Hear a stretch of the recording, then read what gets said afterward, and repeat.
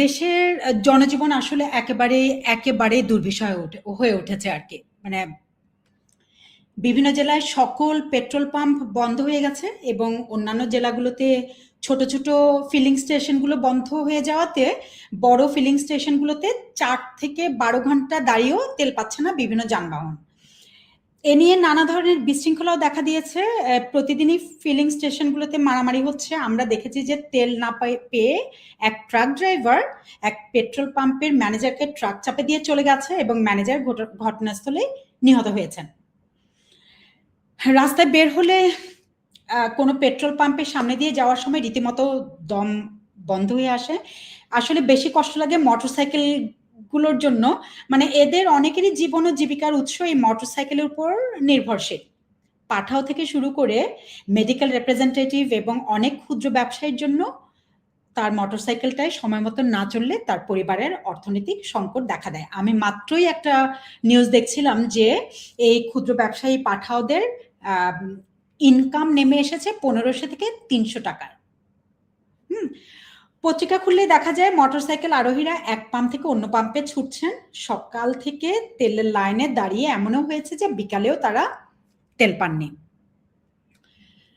দূরপাল্লার যাতায়াতের প্রধান মাধ্যম রেলপথ। এই জ্বালানি সংকটে দেখা গিয়েছে যে তারা বলছে খুব বেশি দিন হলে আর 10-15 দিন তারা চালাতে পারবে।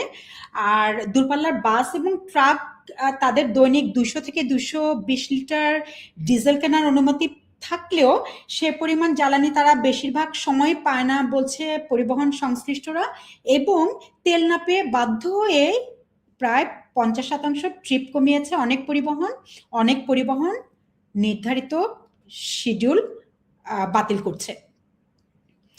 শুধু যে যানবাহনের ক্ষেত্রে জ্বালানি সংকটের প্রভাব পড়েছে তা নয়, ডিজেল ঘাটতির কারণে জামালপুর, খুলনা সহ দেশের উত্তরাঞ্চলের সব জেলায় বোরো চাষের সেচ ব্যাহত হচ্ছে। কৃষকরা তাদের ফসল হারানোর আশঙ্কা রয়েছেন। ডিজেলের বাজার এখন সিন্ডিকেটের নিয়ন্ত্রণে, এমন অভিযোগ ক্রমশই জোরালো হচ্ছে। কৃষকরা বলছেন যে খোলা বাজারে কৃত্রিম সংকট তৈরি করে বাড়তি দামে ডিজেল বিক্রি করা হচ্ছে। এতে করে চাষাবাদের খরচ বেড়ে যাচ্ছে। অর্থনৈতিকভাবেও তারা প্রান্তিক কৃষকরা ক্ষতিগ্রস্ত হচ্ছেন, আরো ক্ষতিগ্রস্ত হবেন।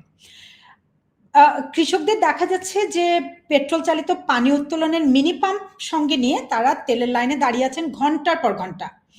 অনেক কৃষকের সাথে কথা বলে জানা গেছে যে ডিজেল চালিত পাম্প যাদের আছে তারা ফিলিং স্টেশন থেকে জ্বালানি পাচ্ছে, কিন্তু সমস্যায় পড়েছে পেট্রোল চালিত পাম্প যাদের আছে তারা।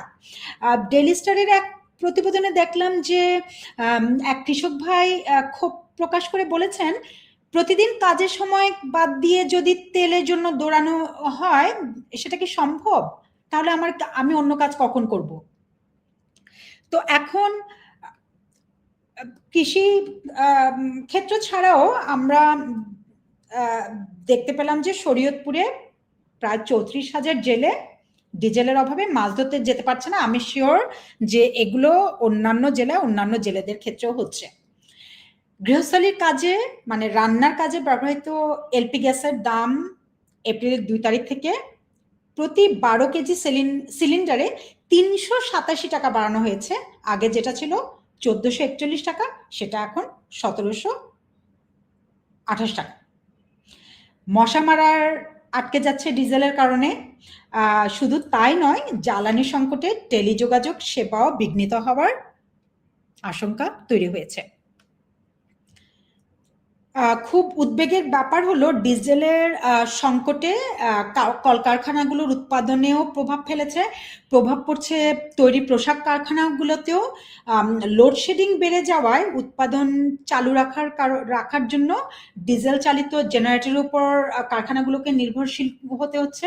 এতে করে কারখানাগুলোর উৎপাদন খরচ আরো বেড়ে যেতে পারে, যা পণ্যের দাম আরো বাড়াতে তাদেরকে বাধ্য করতে পারে, এবং ফলশ্রুতিতে কি হতে পারে, যে মুদ্রাস্ফীতি আছে সেটা আরো তীব্র হতে পারে। এদিকে সকল মার্কেটগুলোকে সন্ধ্যার মধ্যে বন্ধ করার নির্দেশ দেওয়া হয়েছে, যার ফলে অনেক ব্যবসায়ীও ক্ষতিগ্রস্ত হবেন। মানে 6টা পর্যন্ত তাদেরকে বিজনেস করতে বলা হচ্ছে মার্কেটগুলোতে। তো দর্শক, এই সবগুলো ঘটনায় কিন্তু মানুষের রুটি রোজগারের উপর আঘাত আনছে, শারীরিক এবং মানসিক স্বাস্থ্যের উপর আঘাত আনছে, এবং এসবের মধ্যে করাপশন থেমে নেই। খোদ রাষ্ট্রায়ত্ত তেল বিপণন সংস্থা যমুনা অয়েল কোম্পানি লিমিটেডের মংলা অয়েল ইনস্টলেশনে অভিযান চালিয়ে অবৈধ তেলের সন্ধান পাওয়া গেছে। বিএনপির বিভিন্ন নেতাকর্মীর বাসায় গুদামে গ্যালনকে গ্যালন ড্রাম ভর্তি তেল পাওয়া যাচ্ছে, গ্যাস সিলিন্ডার পাওয়া যাচ্ছে বিভিন্ন জায়গায়। পেট্রোল পাম্পগুলো ভেজাল দেওয়া শুরু করেছে। সাতক্ষীরার এক কৃষক জানালো যে ভেজাল ডিজেল ব্যবহার করার কারণে তার ট্রাকের ইঞ্জিন নষ্ট হয়ে গেছে, এবং তিনি এমন একটা জায়গায় হল্ট হয়ে গিয়েছিলেন যে আর নড়তে চড়তে পারেননি। তার প্রায় 4 লক্ষ টাকার পটল নষ্ট হয়ে গেছে। তো এটা কি বলবো, মানে জ্বালানি সংকটের জন্য এখন কোনো না কোনোভাবে তো অবশ্যই জড়িত। তো সেটা তারা কিভাবে ক্যালকুলেশন করছে জানি না। তো স্কুলগুলোতে 3 দিন অনলাইন ক্লাসের ব্যবস্থা করা হয়েছে, অফিস সময় 9টা থেকে 4টা করা হয়েছে, বিয়ে সকল উৎসবে আলোকসজ্জা নিষিদ্ধ করা হয়েছে, এবং বলা হচ্ছে যে আগামীকাল থেকে ফুয়েল কার্ড চালু হলে সব কিছুটা সংকোচ নাকি কাটবে। এখন দেখা যাক দর্শক, আমরা অপেক্ষা করি আগামীকাল পর্যন্ত কি হয়। এদিকে ইস্টার্ন রিফাইনারি লিমিটেড, দেশের একমাত্র রাষ্ট্রীয় মালিকানাধীন জ্বালানি তেল পরিশোধনাগার, জানা গেছে তাদের কার্যক্রম কয়েকদিনের মধ্যে সাময়িকভাবে বন্ধ হয়ে যেতে পারে।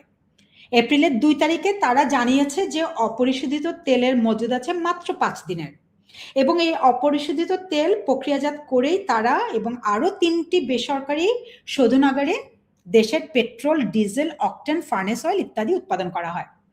ইস্টার্ন রিফাইনারি লিমিটেডের কার্যক্রম যদি বন্ধ হয়ে যায়, তাহলে অন্য 3টি বেসরকারি রিফাইনারি কার্যক্রমও বন্ধ হয়ে যাবে, এবং এর ফলে কি হবে, পেট্রোল এবং অকটেনের তীব্র সংকট দেখা দিবে। তো দর্শক, এটা বলার অপেক্ষা রাখে না যে ইরান এবং যুক্তরাষ্ট্র ইসরায়েলের মধ্যে যুদ্ধের কারণে বিশ্বব্যাপী জ্বালানি সরবরাহে বড় ধরনের সংকট দেখা দিয়েছে। বিশ্বের অন্যতম গুরুত্বপূর্ণ নৌপথ হরমুজ প্রণালী, ইরানের হরমুজ প্রণালী, এই প্রণালী দিয়ে সারা বিশ্বের উল্লেখযোগ্য পরিমাণ অপরিশোধিত জ্বালানি তেল আনা নেওয়া করা হয়। ইরান সেই হরমুজ প্রণালী বন্ধ করে দিয়েছে, এবং এর ফলে সারা বিশ্বে প্রভাব পড়ছে, বাংলাদেশেও প্রভাব পড়ছে। তো আমরা কি এখন বলতে চাই যে আমরা শেখ হাসিনা যদি থাকতেন এই সিচুয়েশন আমরা অ্যাভয়েড করতে পারতাম? হয়তো পারতাম, হয়তো পারতাম না। পারতাম কেন বলছি? কারণ শেখ হাসিনা আমেরিকার সাথে দেশ বিরোধী বাণিজ্য চুক্তি করতেন না, এবং এই সংকটের সময়ে তেল কিনতে যুক্তরাষ্ট্রের অনুমতি লাগতো না, এবং এই অনুমতির জন্য বসে থাকতে হতো না, এবং বিশ্বের এই চলমান তেল সংকটের প্রথম বলি আমরা হতাম না। এই তেল কেনার জন্য অনুমতি চাওয়া হয়েছিল এই গত 11ই মার্চে, কিন্তু এখন পর্যন্ত যুক্তরাষ্ট্র অনুমতি দেয়নি। এদিকে মধ্যপ্রাচ্য থেকে তেল সরবরাহ ব্যাহত হওয়ার কারণে আমাদের বাড়তি দাম দিয়ে যুক্তরাষ্ট্র থেকে তেল কিনতে হচ্ছে, এবং বাড়তি খরচটা কেন বলুন তো দর্শক? যুক্তরাষ্ট্রের সাথে বাণিজ্য চুক্তির ফসল এটা। তো বিশৃঙ্খলা আসলে চারিদিকে হচ্ছে। এই সংকটকালীন সময়ে হরমুজ প্রণালী দিয়ে বাংলাদেশে মধ্যপ্রাচ্য থেকে জ্বালানি আসার 6টি জাহাজের অনুমোদন পেয়েছিল, কিন্তু যে জাহাজগুলোর অনুমোদন বাংলাদেশ চেয়েছে সেগুলোর সাথে বাংলাদেশ থেকে পাঠানো জাহাজের তথ্যের মিল নেই। পেট্রো বাংলার কর্মকর্তারা জানিয়েছেন যে পাঠানো তালিকাটি পুরনো পরিকল্পনা ও নথির ভিত্তিতে তৈরি করা হয়েছিল, সেখানে কাতার এনার্জি এবং এক্সিলারেট এনার্জির তালিকার উল্লেখ ছিল। এ তালিকায় বা নথিতে থাকার কথা ছিল কাতার এনার্জি ও ওমানের ফোর্স মেজরের কথা। দর্শক, এক্সিলারেট নামটা কি পরিচিত লাগছে? জি দর্শক, এই কোম্পানির একজন বড় পরিচালক পিটার হাস 24শে সন্ত্রাসের এক ভিনদেশি কারিগর।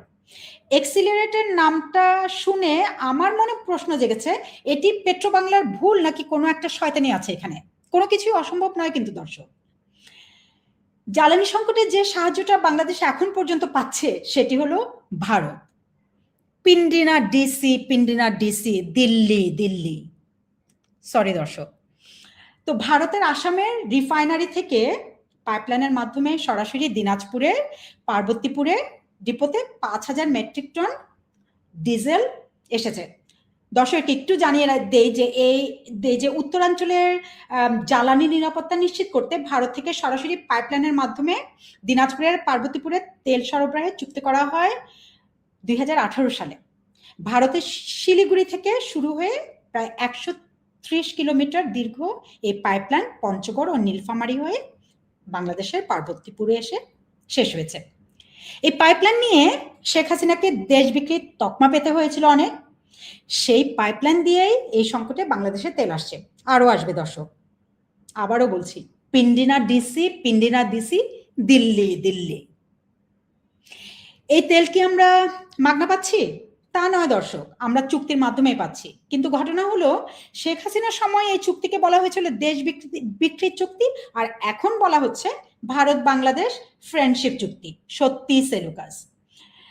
এদিকে ভারতের আদানি পাওয়ার লিমিটেড, যা কিনা বাংলাদেশের প্রায় 8 থেকে 16% পর্যন্ত বিদ্যুৎ চাহিদা পূরণ করে, সেটাকে নিয়ে ডক্টর ইউনুস এবং হাবদাল্লারা এই গোলামের বিদ্যুৎ নেবে না অনেক চিৎকার করেছিল। এই চুক্তি নিয়ে তারা অনেক কমিটি গঠন করেছিল, চুক্তিকে কিভাবে বাদ দেওয়া যায় সেটি নিয়ে অনেক শোরগোল করেছিল, পায়তারা করেছিল।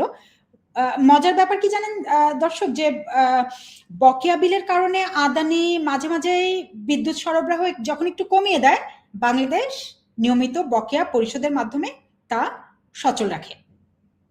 তারপরেও শেখ হাসিনার যা কিছু অর্জন, তাই সরকারকে, অন্তর্বর্তী সরকারের মতো করেই এই সরকারকেও খারাপ বলতে হবে, দেশ বিরোধী চুক্তি বলতে হবে। সম্প্রতি এপ্রিলের 2 তারিখে জাতীয় সংসদ অধিবেশনে জ্বালানি মন্ত্রী বলেন যে তারা চুক্তি পরীক্ষা করে দেখছেন। এখন সরকার চুক্তি সংশোধনের জন্য 2টি বিকল্প বিবেচনা করছে। আন্তর্জাতিক সালিসি আদালতের মাধ্যমে সমাধান করা যেতে পারে, অথবা আদানি পাওয়ারের সঙ্গে 1-to-1 আলোচনায় বসতে পারে। তো বর্তমানে বৈশ্বিক জ্বালানি সংকটের মধ্যে বিএনপি এসব পথে যাবে না। দর্শক আমি আপনাদের সবাইকে একটা প্রশ্ন করি, আদানির বিদ্যুৎ নেব না, এই চুক্তি মানি না, দেশ বিক্রি করার চুক্তি মানি না, এইসব কথা আমরা অনেক শুনেছি, কিন্তু এই পর্যন্ত একটাও কি তথ্য প্রকাশিত হয়েছে যে ঠিক কি কারণে এই চুক্তি দেশ বিরোধী?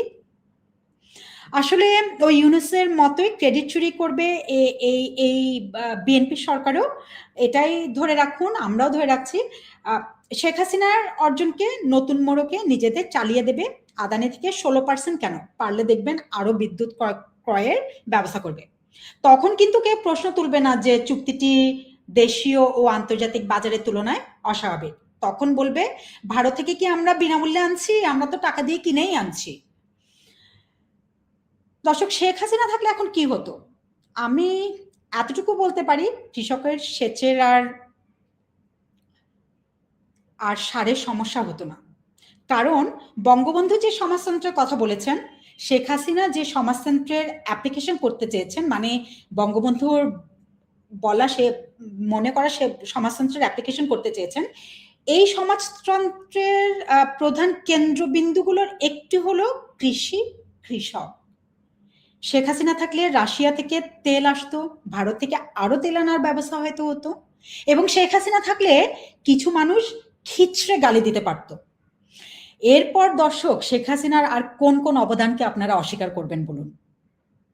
সবাই ভালো থাকার চেষ্টা করুন, গরমে এবং সবকিছুর সাথে মানিয়ে চলার চেষ্টা করুন। হোম অফিসের সময়টাতে, অনলাইন ক্লাসের সময়টাতে সবচেয়ে বেশি ডিভোর্স হয়, সবচেয়ে বেশি নারী ও শিশু নির্যাতনের ঘটনা ঘটে, সেটা করোনার সময়ে আমরা কিন্তু সারা পৃথিবীতে দেখেছি। একটু এই বিষয়গুলো মাথায় রাখবেন, মাথা ঠান্ডা রাখবেন। উপরন্তু কিছু পরিবারের জন্য কিন্তু আছে যে ঘন্টার পর ঘন্টা তেলের লাইনে দাঁড়িয়ে থাকা ব্যক্তিটি বাসায় তিরিক্ষি মেজাজ নিয়ে ফিরছেন, তাই না? অতএব সবকিছু মাথায় রেখে ঠান্ডা মাথায় থাকুন। আজকে এই পর্যন্তই। ধন্যবাদ। জয় বাংলা।